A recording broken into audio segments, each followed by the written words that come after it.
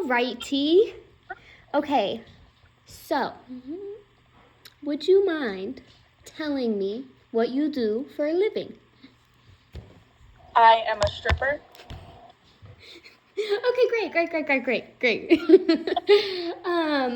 How did you Dancer. how did you get started? One day I just woke up and realized that I had immense talents that I was not using and that I could profit off of it. Those talents including Flexibility, dancing skills, rhythm, communication, sales, yes, people skills. those are important. Yeah. How long have you been a dancer? 4.5 years. Very nice. Um, what caught your interest in this specific career path? The fast money and the amounts of money that can be made in a short amount of time. Have you ever done any other types of sex work? No. Actually, I always forget that I did do OnlyFans. I always forget. It was such a brief period of time that I did do it. Yeah. Yeah, I did do OnlyFans for a short amount of time, but I just didn't like the publicness of it. Yeah. And how much work had to be put into it to make like slim amounts of money. It's a lot of work, dude. You have to like promote yourself, and it's hard when you don't already have a platform. Like the money that people hear about like girls making and like the stuff that you hear on social media about girls making like $50,000, $60,000 a month, even 10, 15,000. Like those are girls who already had a platform, or they're collaborating with people who have platforms on other medias, whether it be Twitter, TikTok, Instagram. Yeah. They already have like something prior to that, so it makes it easy for them to just make money off rip. Yeah. When I started, I was like married and didn't really care about social media. Yeah. So it was like kind of hard for me to promote. I tried to do it like through the club, and then it just became like a back and forth thing. It just felt like my whole life revolved around sex work, and I wanted to have a separate like home life, and the club made that easy. Yeah. That leads me into my next question. Do you feel like this job has affected your intimate relationships outside of work, Yeah. So when I first started dancing, like I never really thought about like how it would affect like my dating life and anything like that, because I was married at the time. Yeah. So I just, my husband was obviously on board with me dancing and doing those kinds of things. But when I got divorced, I didn't really think about how it would affect my dating life. And now it's kind of more so like,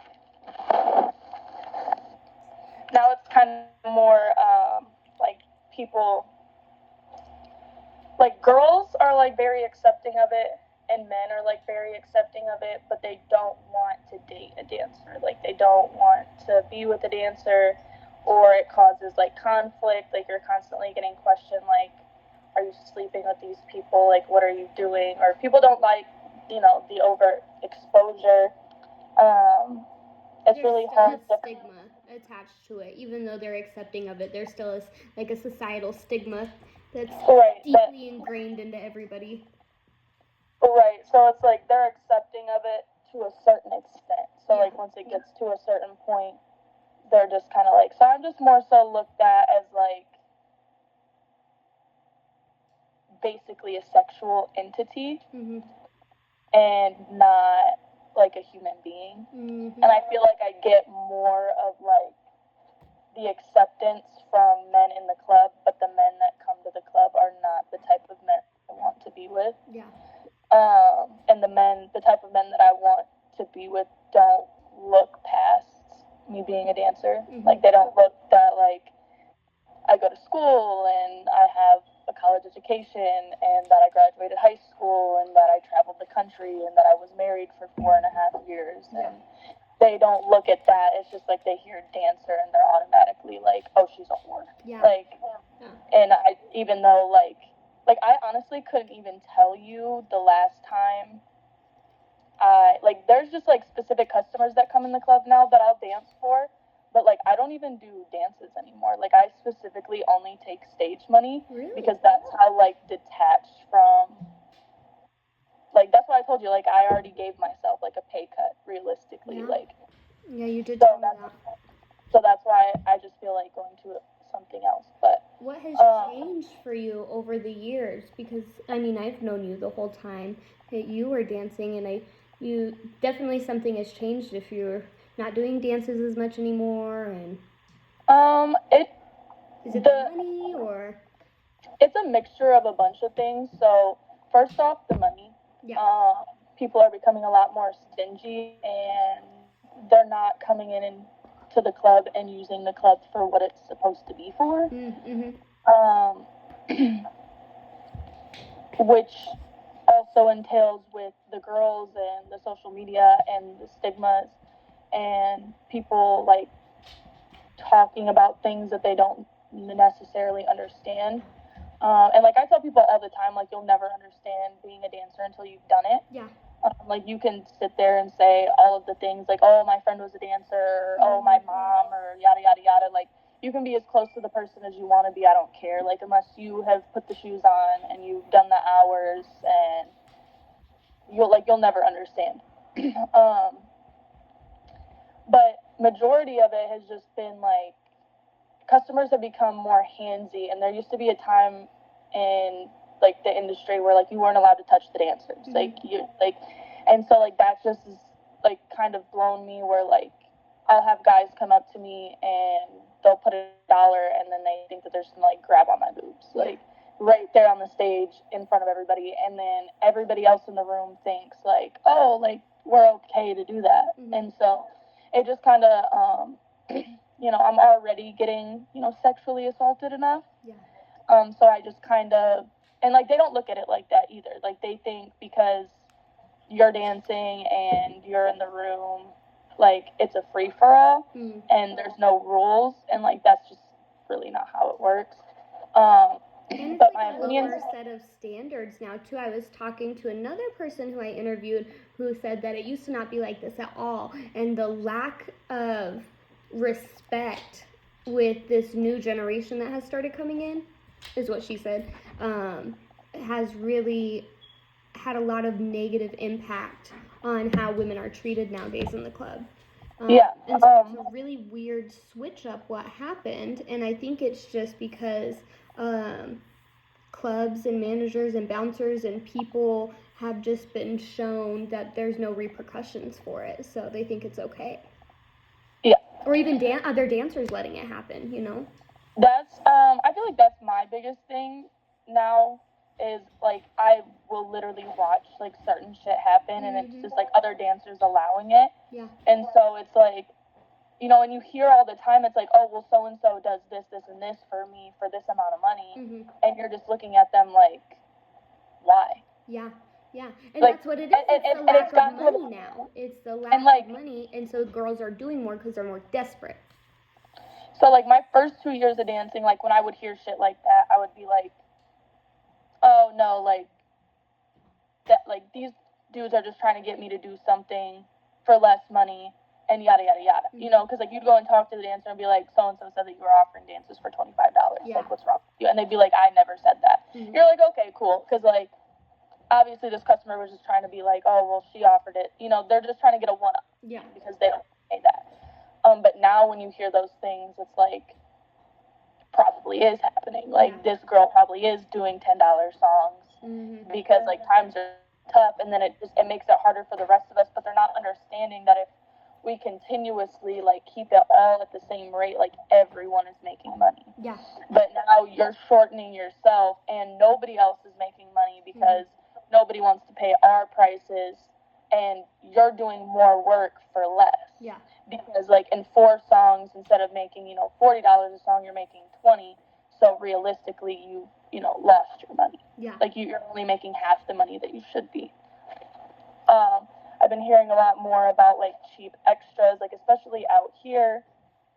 That has been my biggest thing is, like, I can't, like, I don't even want to say every other customer. Like, I want to say almost every customer expects, like, sexual favors. And, like, that's just not what the club was made for. Like, that's what you go to the street for. And, like, that's what, like, a streetwalker or a 304 or a prostitute is for. Like, you go to the street and, or you go to, like, back pages like they used to have, or like you talk to these girls on OnlyFans, like whatever you want to do, but like that was never what the club was for. Like, the club was for to show talented, beautiful girls and allow them to profit from it. Like, dancing, like private dances were never the big seller in clubs. Like, it was always like the stage performances. That's where like people in music videos and the movies got like those big fabulous ideas of like all this money being thrown in the club, because that was the like attraction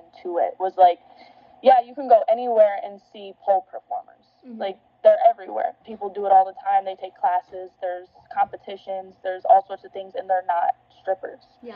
The whole point of it was the exoticness of naked women doing these like extravagant things on stage. Yeah. That's why there's big clubs that'll have things like motorcycles that come down from the ceiling, or like cars, and they bring in outsources to like uplift the stage performance of it. And that's just like kind of being taken away to where it's literally just and has that like literally perpetuated just becoming legal brothels at this point. Yeah, literally. Has that perpetuated like your frustration with it? For sure. That's definitely like where it stemmed from, is like not wanting to do extras and like my talent and what I do and my beauty, like trying to be diminished. And I swear I say it like at least 2 or 3 times a shift, where I'm like, you don't determine my worth, and if you don't want to pay my price, that's fine. Go find something that you can afford. Yeah.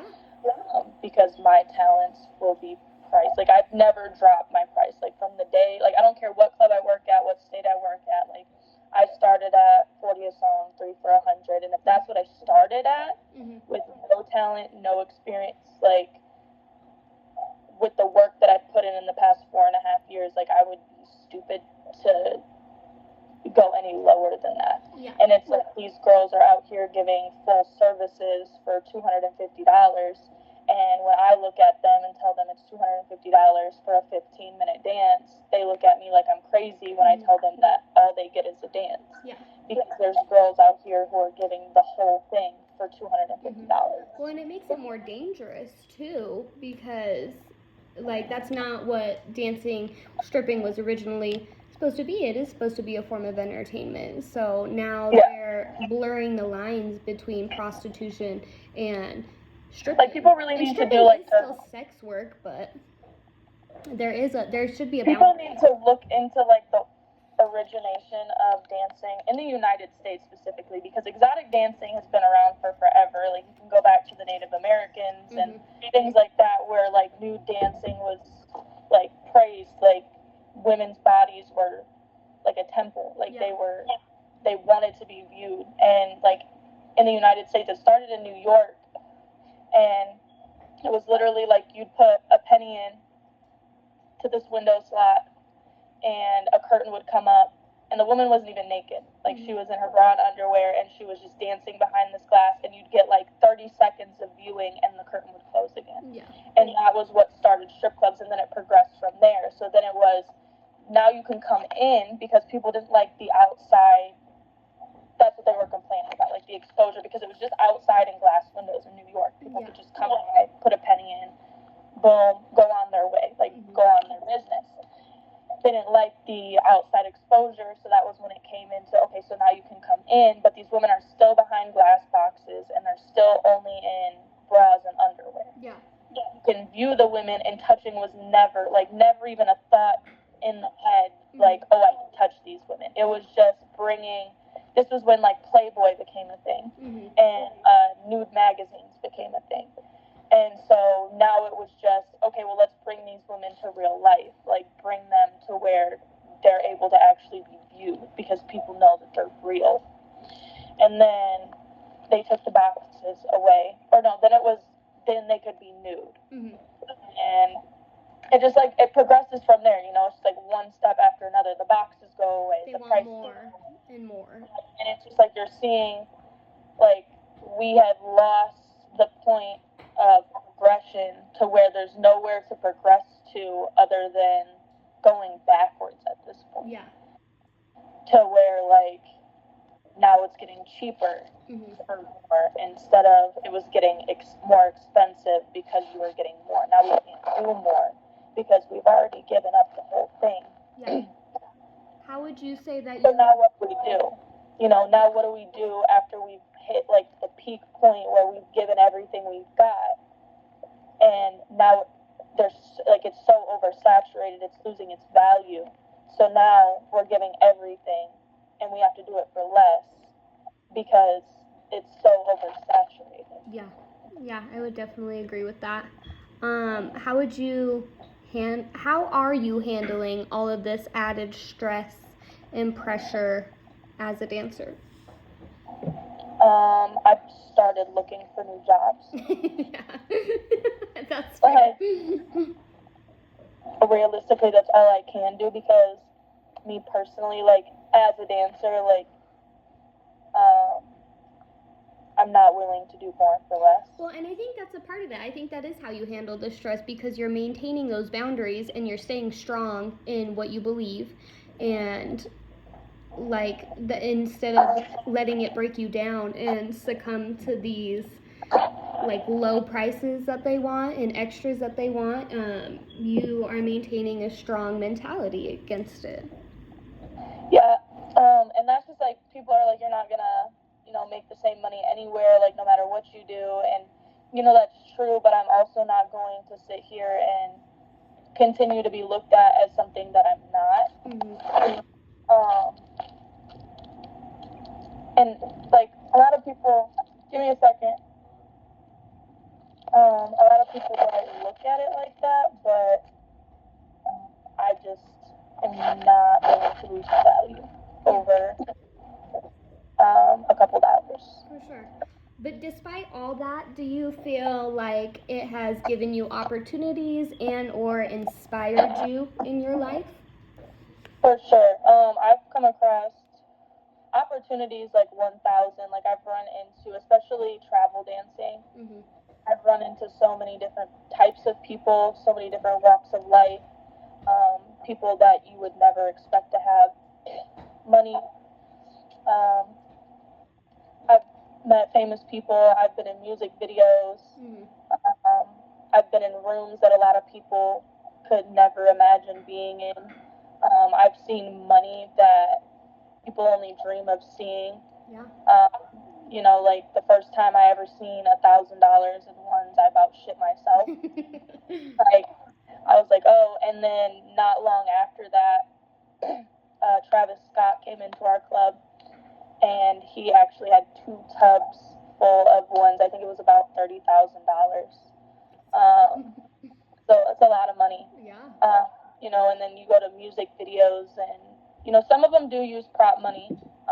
The smaller artists that I've worked with, they use prop money. So yes, for the majority of that, the money is not real. But there are a lot of like local rappers, especially here in Detroit, that will use real money. And so that's an experience in itself to just like, you know, be in a mansion and look at the floor and it's covered in money. Yeah. Like, you know, it's just like bills everywhere on the counter, on the kitchen table, on the couch, all over the floor, and you just look around and you're like, wow, that's a lot of money. You know, there's been several opportunities, you know, like I have had like debt paid off, you know, I had my car insurance paid for 6 months, paid off my debt for my car, which was about $15,000 I was going to lose. Yeah. Never had anyone hand me $15,000, you know. Yeah. And that was crazy to get a check and look at it and be like, I'm literally holding $15,000 right now. Mm-hmm. Like, I could really take this and do so much shit with it, but I'm about to buy a fucking car. Yeah. What was the other part of the question? No, you answered. It was the opportunities and the inspiration it has brought to your life. I've definitely been inspired by, like, I wouldn't say the industry, I would say more so the women that I've worked with. Mm-hmm. I've met a lot of great people doing this, and those women more so inspired me, you know, like business owners, people who, like, a lot of the women that I have met do dancing to, I don't even want to say a lot, I would say 100% of dancers only do dancing to pursue what they actually want to do. Yeah, I would agree with dancing, that. Like, dancing is just a stepping stone. Like, nobody goes into dancing and is like, this is just going to be my career. And there are people who get into it and, like, fall into the mess and it ends up becoming their career because they get addicted to the fast money. But I don't think anybody goes in and is just like, all right, this is just what I'm going to do forever. It's like, all right, I need this debt paid. I want to invest in this business, or I want to go to school for this, or, you know, I'm a single mother. I have 3 children, but I still want to give them a life. Yeah. And so, like, there's so many different situations with every woman. Every woman in the industry has a story on why they got into it. And I think that's what's inspiring, is that, like, it's just a group of powerful women that know that their body has value and they're willing to use it to get to the places in life that they want to be. Yeah. Instead of taking the long route. And I don't even want to say it's a short route because it's a very mentally and physically challenging route. It's just a lot faster paced. Yeah. And so yeah. that is necessarily what makes it the quicker route, is it's just the fast money, but it doesn't make it any easier. So I wouldn't say it's an easy route, but it's definitely the quicker route. Yeah, I'm glad you said that too, because a lot of people think that it is an easy job, but it's not. It's very mentally taxing. How would you say that it has affected your mental health? I definitely, like, like, being sexually assaulted a bunch, and, you know, there's different levels to it. So I definitely think about those things a lot. But more so, like, the stress of, like, am I going to make money today? Yeah. Or I have this bill that's due, and, you know, getting addicted to the fast money lifestyle, like, you'll put yourself in positions to lose everything. Where it's like, all right, I know I can make $2,000 this weekend. Yeah, you can. There's potential for that, but is that going to be brought to you? Yeah. So there's times where it's like, all right, I can go out this week, and then you go out, you blow all your money, and you don't end up making any money on the weekend. And then you're screwed. So now you're working extra hours, you're working doubles, you're working day shift and night shift, you're working at different clubs, trying to see if it makes a difference. Like, very stressful. Or I know that you've had some experiences with, like, health issues and stuff, which you don't expect those things to happen, and then all of a sudden you're out of a job. Like, you have to be physically well to be able to do this. And there's no insurance, there's no time off, there's no paid time off, there's no 401k, there's no backup plan. Yeah. It's like, if you don't make it, like, I know a girl right now who got into a car accident 3 weeks ago, and her ankle's broken, and she can't work again until after New Year's. Wow. So it's like, that's 3 months, and she has a daughter. Like, I couldn't even imagine. You know what I mean? Like, already, like, barely making ends meet. The clubs have not been good, and it's just like, you think about situations like that where you're like, wow, that, like, really sucks. Yeah, like, because there's no backup plan, and that's why it's so important as a dancer to save. And so many people told me when I started dancing, they were like, you'll never make money like you did your first year of dancing. And I told you. I wish I would have listened, and I told you that. I said, if there was anything I wish I would have listened to, it was when I was told that you will never make as much money as you did your first year dancing. and you need to save, Yes. save. Yes. And it's not, and I'm like, what do I need to save for? I can buy everything that I want. Exactly. Yeah.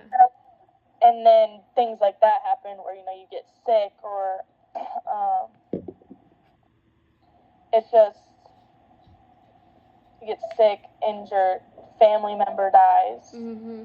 You have to travel out of town, family emergencies, things like that. Your kids, people who have kids, your kids get sick, you can't go to work. Yeah. You're a single mother and you have a sick child, like who watches the kid? Do you pay for a babysitter? Yeah. And you know what I mean? You don't want a babysitter taking care of your sick kid. Yeah. On top of, it's just things like that where it's just, there's a lot of different stressors to it. For sure. There's no backup plan. That is the backup plan. That is the backup plan. All right, just two more questions. Do you feel like this added to or subtracted from your life? I know it's a loaded question. I think honestly this job has left me at idle, like a very in between. I don't think it subtracted any value, and I don't think that it added any value. I think it's just a very flat line job. Like it keeps you very in the middle. Like there's no really high highs and really low lows. Like in that aspect, I don't feel like I don't gain anything from being like I'm a dancer. Yeah. But I also don't feel like I lose anything from being like I was a dancer. Yeah. Okay. I see where you're coming from. That makes sense.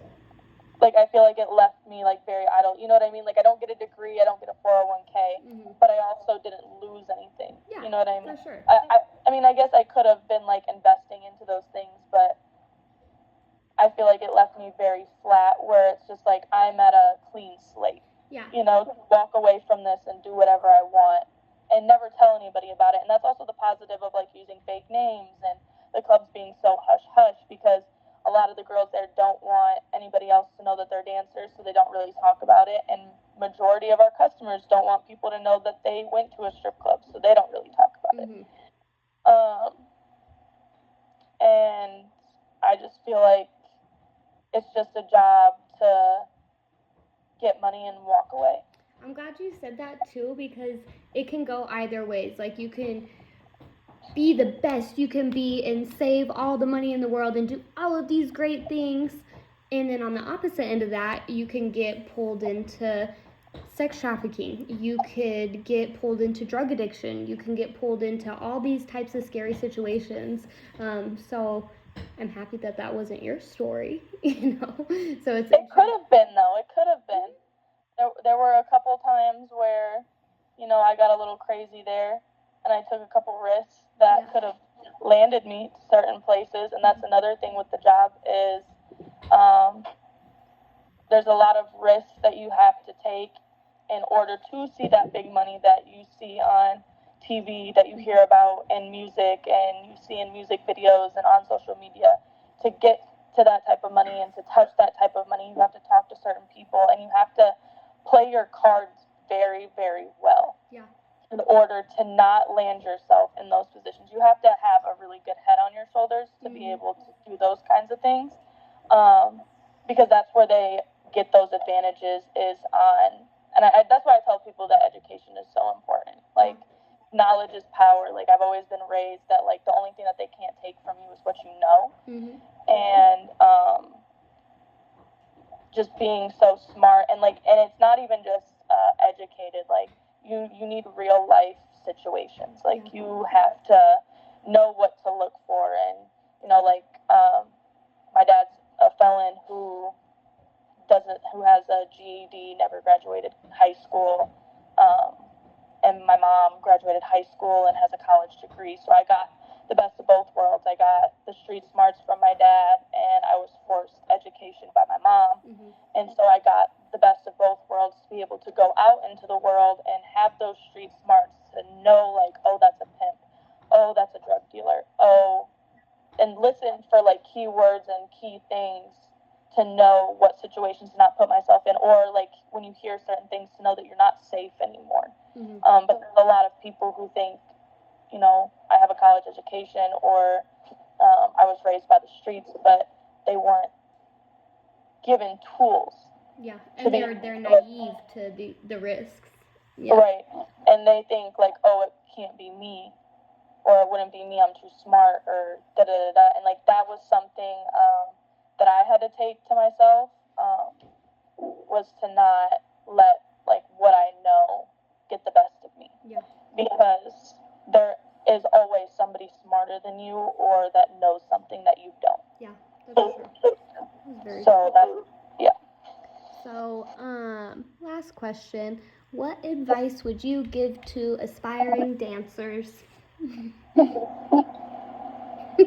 favorite question. Safe, safe, safe, safe, safe.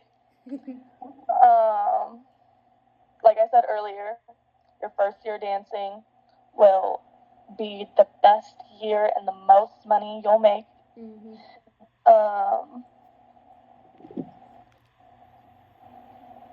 Yeah, save. Don't fall in. Don't think that because, and I see it time and time again, where girls will think because other dancers are doing something that it's okay and that they should just follow the lead. Make your own way. There's like, I will be so like for real.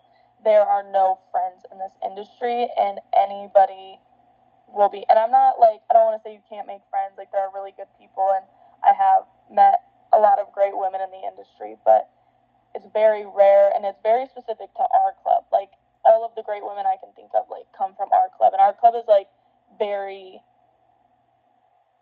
like, a one of a kind, like, for real. Yeah. Like, I would agree with that.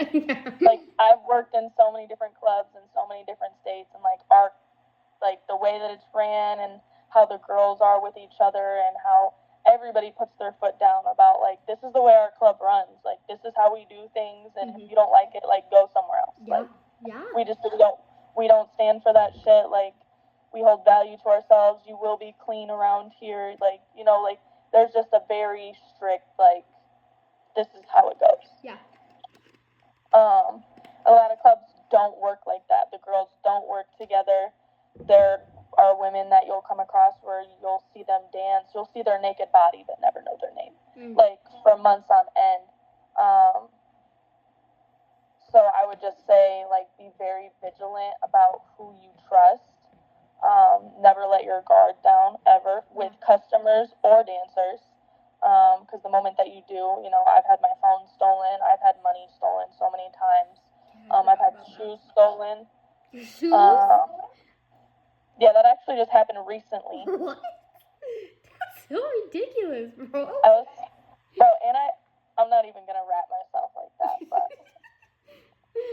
Okay, well, perfect. I appreciate you saying all these things. Until next time. Okay, bye.